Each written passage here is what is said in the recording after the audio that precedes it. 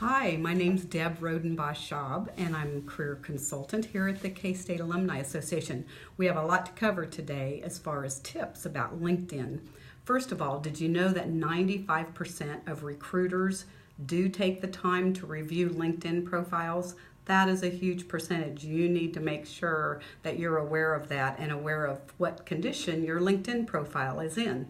So some of the ways that those recruiters are using the LinkedIn profiles that exist, they are able to search and identify potential candidates, tag those that they think may be good future candidates for them, and they can even set up alerts so that when a new person comes onto the system in LinkedIn and there's a good match to their hiring needs, they receive that alert.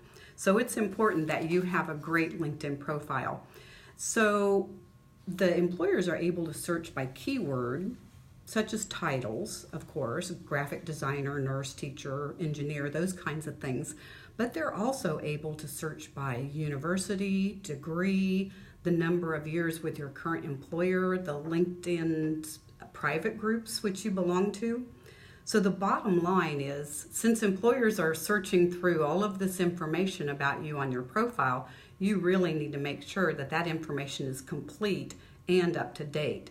There's no worse turnoff for an employer when they get in there and see that someone has hardly any of their information filled in, or it's really, really outdated. That is definitely not a situation that you want to find yourself in when an employer is taking a look at your LinkedIn. So you're also able to showcase your specialties within the headline of your LinkedIn profile. So that could be top-notch cybersecurity professional, or for those who are unemployed, that header can really serve as an advertisement for you, in that you could indicate mechanical engineers seeking new opportunity. So you want to be sure to use key descriptive words, because those are the words that the employers are also inserting and using to search you. So you want those to be really on target as to what you're all about, what you've accomplished, and what you're seeking too in a new position. The number of connections you have on LinkedIn does make a difference. First of all, they're important because they're networking connections for you, and they really do reflect the types of individuals and people that you build and maintain those business relationships with. But those having fewer than 50 connections can be somewhat of a flag to employers. It may be a perception to them that you're afraid of technology, or you don't really know very many people.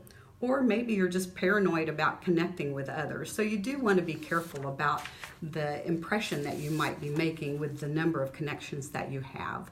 So why is it important to join a LinkedIn group? And again, that's an area where you can network and you can find out what's trending in your industry and really follow who are the leaders in your industry. But keep in mind too that those recruiters are also watching who you are following within your interests, and that includes which groups that you're part of. So you can really maximize and use the information in your profile to a great benefit to you if you're in career search mode, advancement mode, whatever that might be. Keep in mind there are privacy settings that you can use on LinkedIn, and you will need to be aware of those and use those depending on what your own confidentiality level is within your own situation. One point I do want to mention too is the photo, the importance of the photo on your LinkedIn. So you want that to be clear and friendly and professional, appropriate, but also keep in mind that recruiters are 14 times more likely to click on a profile which includes a photo versus the profiles that don't include a photo. So you want to be visible and really be in that upper percentage of those profiles that are reviewed.